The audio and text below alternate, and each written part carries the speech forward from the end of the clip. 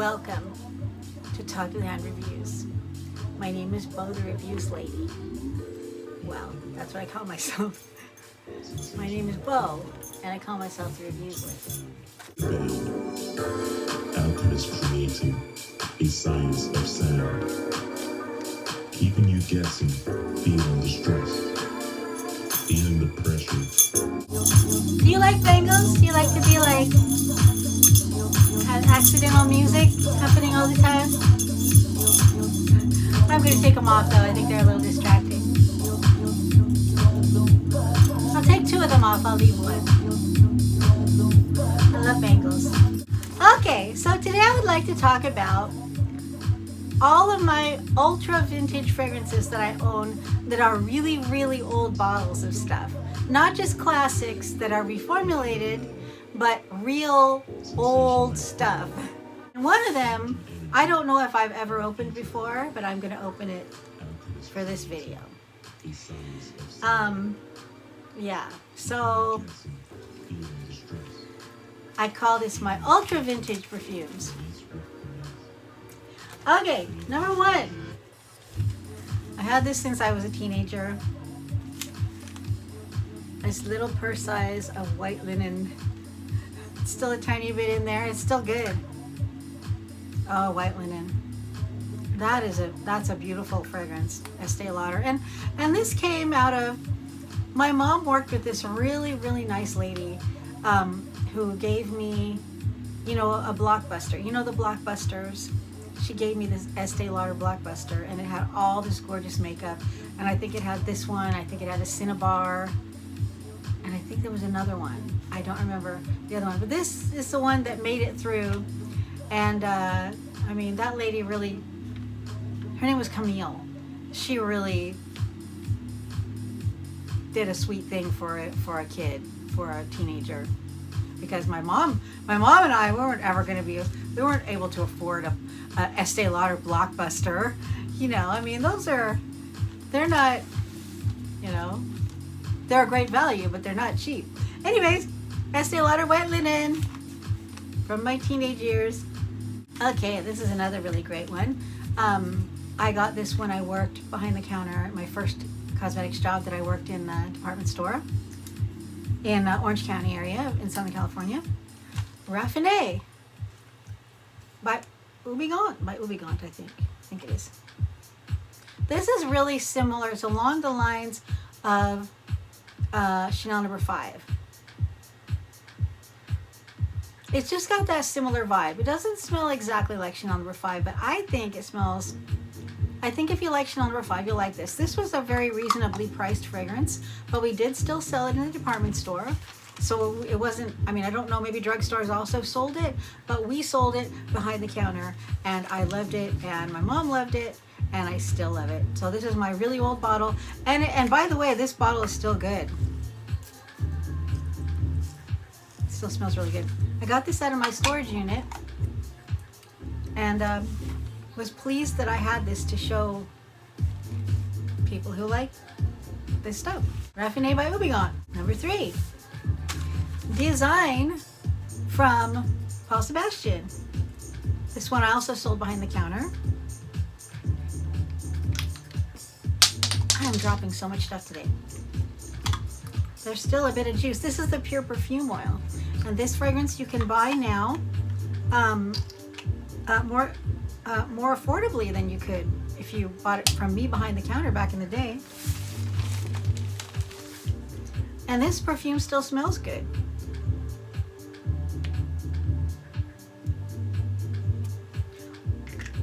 But I want to tell you, it's a really nice fragrance. It's a rather strong floral. I don't know if you ever tried, another one I sold behind the counter at that same time was Bill Blast, the original Bill Blast. Now they've had Bill Blast Nude and a lot of other Bill Blast fragrances, but the original Bill Blast, that was a really strong floral, and everywhere I wore that, I got compliments on it. Every time I wore it. And I didn't even smell it on myself anymore. And they say that that's supposedly if you put on a fragrance and you can't smell it anymore, but other people compliment you, that means that it goes well with your chemistry. That's what they used to tell us. Don't hold me to it. I don't know if it's true, but that's what they told us. Designed by Sebastian. Saved from my days working behind the counter at that first cosmetic job. Okay, this one is not going to be a surprise to most people. I mean, you probably have this kind of thing too, but my ancient Chanel No. 5s. I have also a purse perfume spray from then. This was given to me as a gift when I was in Taiwan. This really neat, this really cool woman that I met gave me this as a gift. And then my husband, this is the Wild Parfum. My husband gave me this before we got married. Long time ago. And I just never finished it up, but it is really nice. So Chanel No. 5. And this would have been given to me when I was in Taiwan in, it was like the mid-90s. The mid-90s. I lived in Taiwan for like almost a year, like 10 months, something like that. And Taiwan is a really, really nice place, and the people there are really nice. Like, I had the best experience there. They're really lovely people. Okay, this one I sold behind the counter in the late 80s, and it's discontinued and you can't get it anymore. There isn't a reformulation, and I didn't even have a bottle of it. And actually, so this is new to me. This actually isn't exactly something I saved, but it is still ultra vintage. It is a bottle of KL from Karl Lagerfeld Parfum. This is the pure perfume. I got this at a thrift store, and I'm not really into buying too much used fragrance. I never was. I have recently bought more just so I can review stuff. But when I saw this, I was like, I know what that is, and probably not that many people do.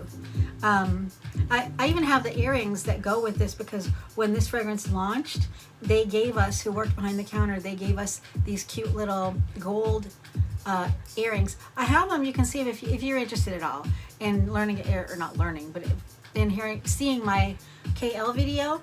I talk a little bit about that, and I'm wearing the earrings in that video, so if you're interested. This is a gorgeous, spicy fragrance, and this still smells really good too. And this would have been the perfume. I had the eau de toilette, but this would have been the perfume. So this would have cost, this would have been up there in price. What is it? Yeah, this is a 1/4 ounce perfume. So this probably cost around $100 in the late 80s. So yeah, it's pretty special. I was really happy to get it. KL from Karl Lagerfeld. And this is another one I realized that I got recently, and it is extremely vintage, but I did not save it from back in the day. This is actually new to me, but extremely vintage. And I got this in a group of other things that I purchased. And I didn't even know I was going to be getting this. This wasn't part of the deal. It just came in the box. And I was really excited to get it.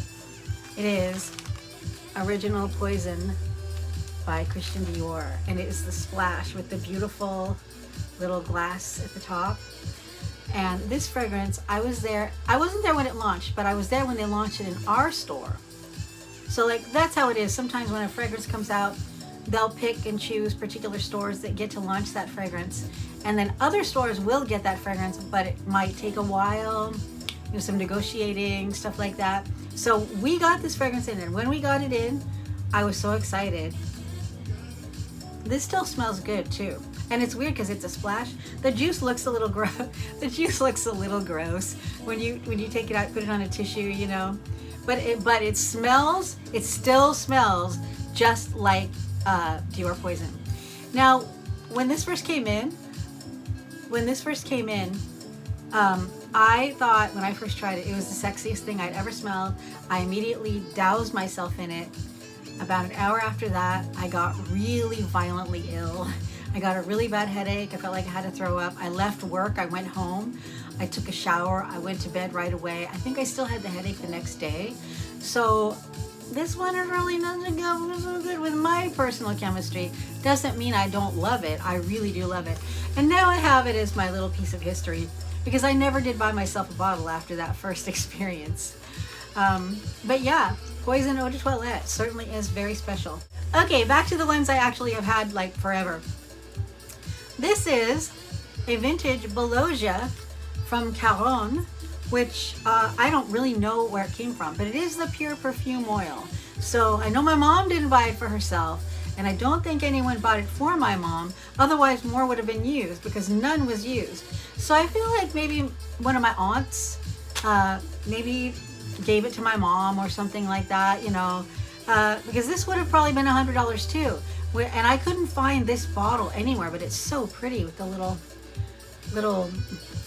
I don't know what you call that, little facets or something, but it's gorgeous. It still smells great. It still smells like carnation, which is really what it is. It's a carnation fragrance. It's fantastic. I'm thrilled to have it, and I have worn it a few times. But I also regard it as, you know, it's an antique, and it's something special to hold on to. So Bellodgia by Caron. Another one I used to sell behind the counter,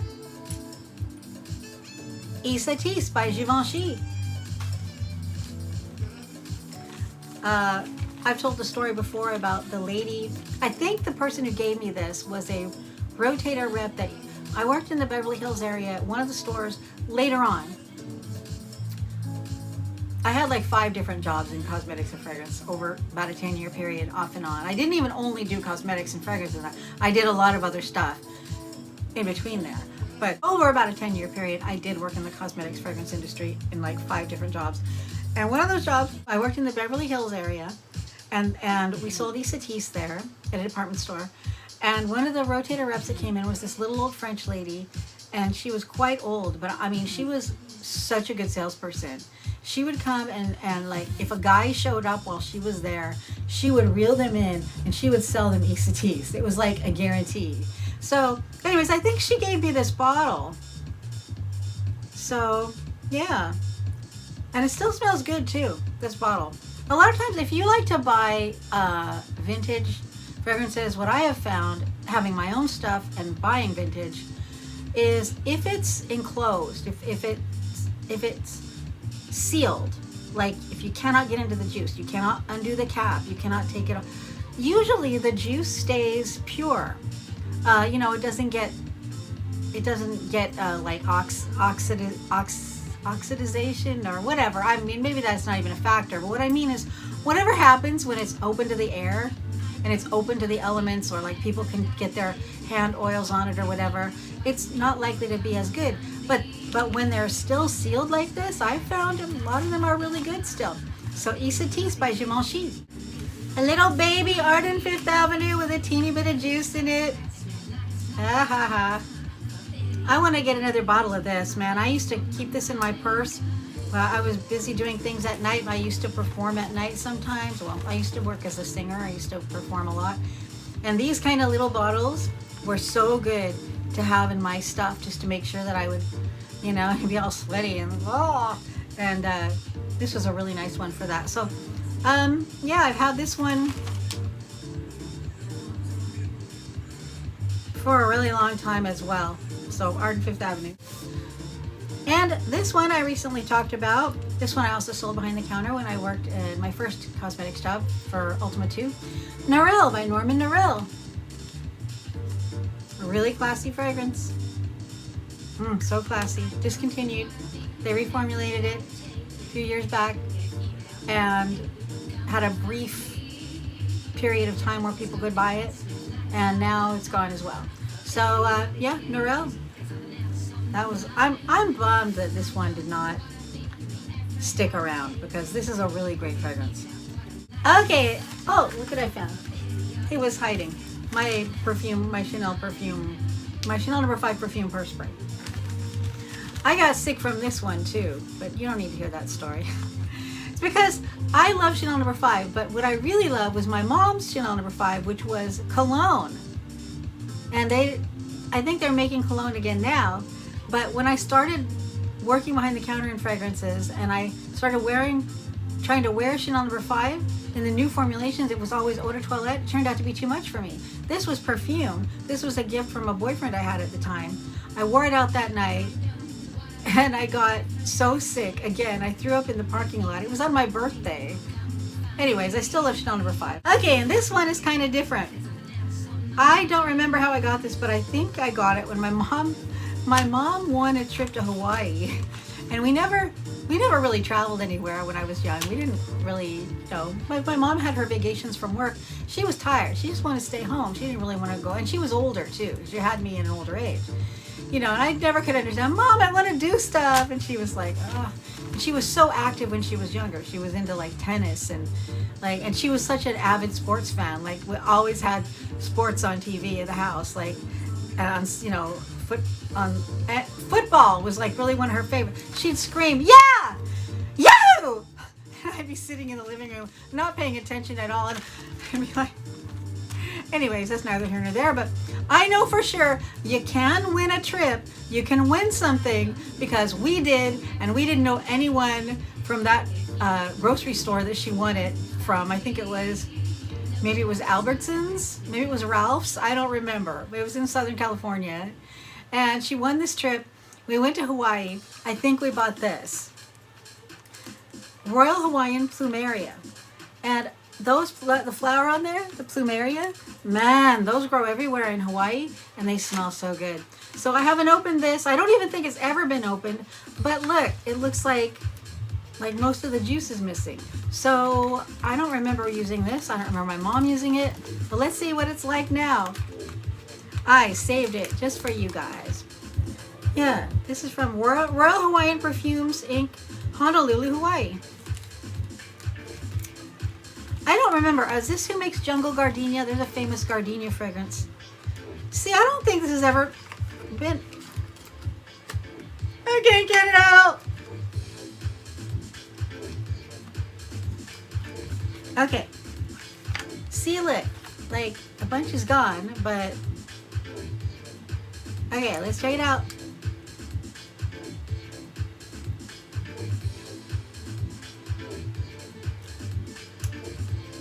I'm taking my life in my own hands.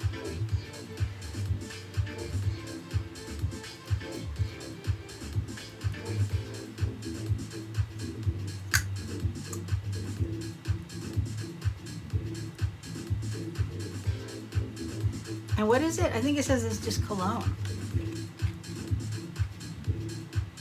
Cologne mist. Oh, it still smells nice, but I don't think it smells like Plumeria. So, But you know what? It doesn't smell bad. I would still wear this, except I'm probably not going to. I'm just going to keep it as a souvenir of an ancient item. And that would have been sometime in the late 80s, I think, is when my mom and I went to Hawaii. I think that was it. It might have been like 90 or 91, but I think it was like probably 88. No. Oh, somewhere like that. Anyways, Royal Hawaiian Plumeria. Does smell good. I just don't know. It doesn't really smell like a Plumeria flower. So did it ever? I don't remember knowing, but thanks for sharing that with me because I think it's kind of cool. Okay, and I have two more that are kind of really unusual.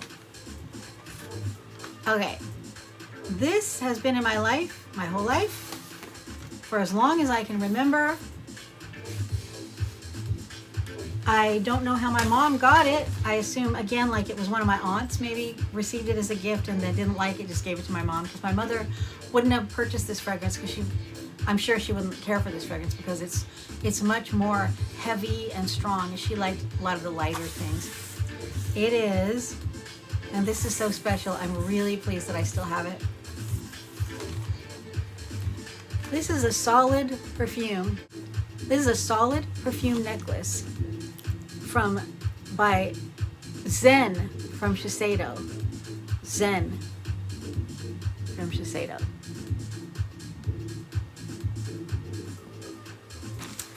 And this was from I think the mid 60s. And it does still have some fragrance in it. I wouldn't say it's gone. No, I still smell it. And it still smells like Zen. So I feel like, you know, solid perfumes are something that not too many people are all that into nowadays, but I think they're amazing. And obviously I'm not going to be using this, but I'm really happy that I have it and that I can share it with perfume people who like fragrance, you know, and perfume, because it's a piece of fragrance history that's kind of hard to find now. So anyways, yeah. The solid perfume necklace.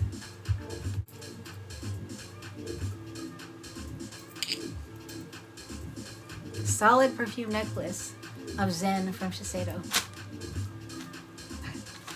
And I have one more. This one more is really special to me, but I guarantee you've never heard of it. You don't know anything about it. You probably don't care about it, but I'm going to share it because it's my channel. Okay, my mom, I know I talk about my mom a lot, but she was great. You know, she was a really great person. She always worked full time. Always, because she was our only support. You know, no one helped us. So she always had a side hustle. Now they call it a side hustle. And that, look at this weird thing on my hand. It just happened from this. From me banging myself with this. That someone asked me, what's all those things on your hands and your arms? It's this weird illness I've had over the last year and a half that I almost died. Anyways, isn't that weird though? Like, I just got that just from nothing at all. Just wearing a bracelet. Anyways, they're still, the doctors are still trying to, I've been meeting with different specialists and they're still trying to help me figure out exactly what it is. They have some ideas of what it is, and I've had a biopsy and all those kind of things, and the biopsy came back negative. Hooray.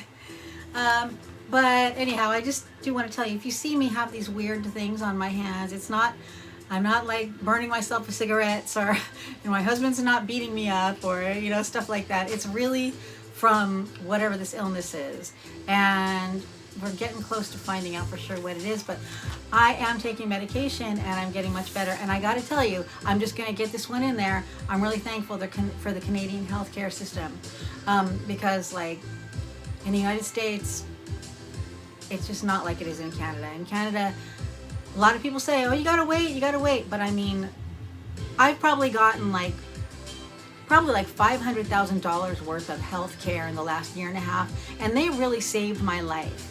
Canadian healthcare saved my life, and when I was dying, they took me in right away. They didn't make me wait. So anyhow, I just want to tell you, like, my mother had a really bad experience in the United States with her healthcare plan. It ended in her death, and I hate to like throw that on you, but I mean, I just want to say I'm really thankful for Canadian healthcare. I'm married to a Canadian, and I had no idea when I came here. I had no idea when I got married and moved to Canada that Canadians got healthcare. It was a big deal because my mom died of poor healthcare in the United States. And she died because her health maintenance organization did not approve her surgery. She did not approve heart surgery. And about 4 months later, she passed away. And that's just something I have to share. I feel like if she'd been in Canada, she would have gotten that surgery. I don't know if she'd still be alive. She'd be $100. She'd be 100 years old this year, so she might not still be alive then. But anyhow, getting back to my mom, I don't know, maybe I'll cut all of that part out. Maybe you don't even care about that. Maybe you don't. Anyways, but my mom's other job, she almost always had, was a side hustle with some kind of cosmetics fragrance company.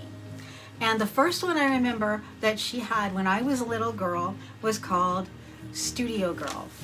And you can't find very much information about it anymore. It started in Glendale, in Southern California, and it was around for like, I think 20 years.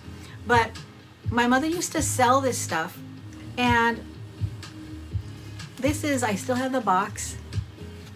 This is a solid purse perfume.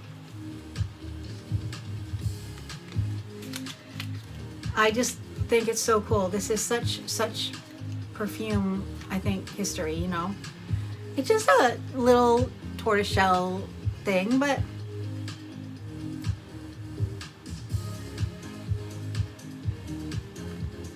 still there. still all there. No fragrance left. But I still wanted to show you because it's special to me. And I was trying to get, the name of this fragrance, by the way, was called, it's a purse perfume petite, and it's called Venetian Song. Oh yeah, I remember that one, Venetian Song. That was one of their big sellers. And they put out, when they sent stuff to their salespeople, you know, and my mom, she didn't like do any hardcore sales. She brought the brochure to work, and her friends went through it and they bought stuff. And she did the same thing. You know, her friends would sell from, you know, other companies, Avon or whatever, and then they'd send it around and she would buy stuff from them. They would all help each other out in that way, you know. Plus everyone loved my mom, you know, so she was always, you know. Anyways, one of the things I remember doing when I was little is about every couple months or so, I'd sit on the floor with my mom and we would go through all the orders. And the stuff came in boxes, and I would open up the bags, and she'd say, okay, Jean gets this and this, and I'd put it in the bags. Okay, Irma gets this and this, okay, Ozella gets this and this, you know. And so it was kind of like my early experience with working in cosmetics when I was a little kid. And so that was kind of cool. And then so the records, they would send out records so that people could listen to how to give tips to people. I've never listened to the record, but I have one in storage. And when I went to try to look up information about Studio Girl Cosmetics, they only have those records in some museum somewhere. So I was like, wow, that's pretty cool. So yeah, Studio Girl Cosmetics. They called it I forget what they called it. And then they called it a multi-level marketing, but it wasn't multi-level marketing. They didn't even have that term back then. My mom just, here's the catalog, people, and you know, she didn't have people under her, selling under her. It wasn't anything like that. So I don't know why in the world they call it multi-level marketing. I don't know. But yeah, so, and that Studio Girl, by the way, that was the first company that I experienced skincare, you know, moisturizers, and my mom had it around and she really didn't use that much of it.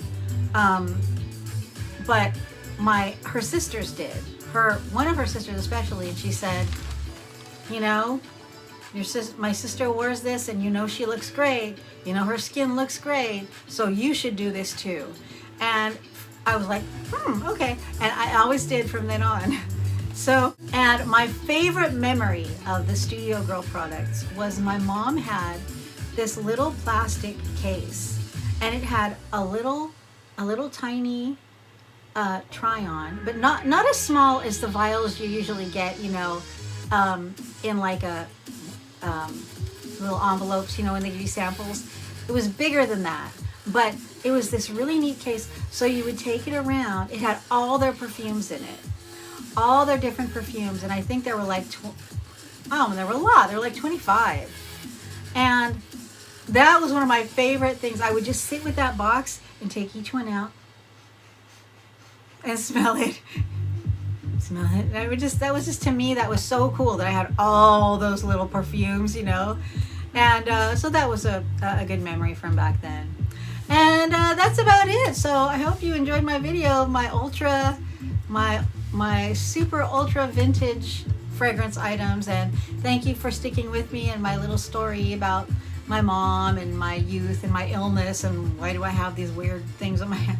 Thank you for sticking me with, thank you for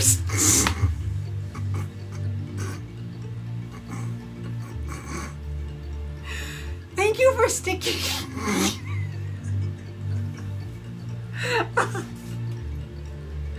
thank you for sticking with me. Remember to have a good time.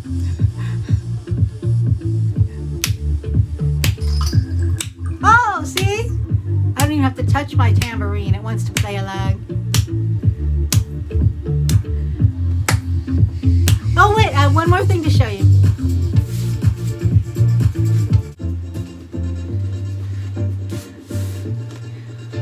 You know what this is? This is something else a Studio Girl sold.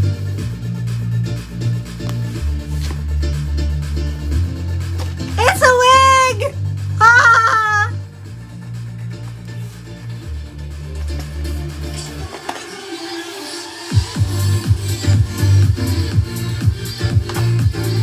I think it's called a fall. I should try to wear this, eh?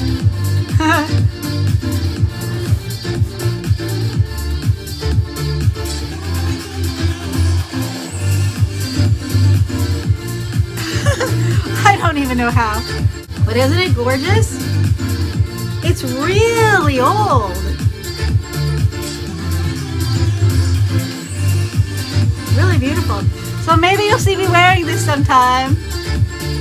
This is the top. Oh, look. Literature.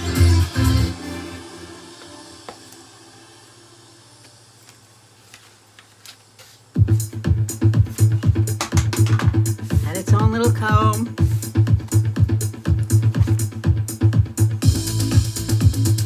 2-year guarantee. Ah. Studio Girl, Hollywood, coiffure blend, hair fashions of Permalon. Oh, is that the way it's supposed to be worn? Like that? Yeah, that looks cute, kind of. Anyways, thanks for watching. I'll see you next time. Let's boogie on out. Boogie on out. Boogie on out. Boogie on out. Boogie on out. Boogie on out. Boogie on out. Boogie on out.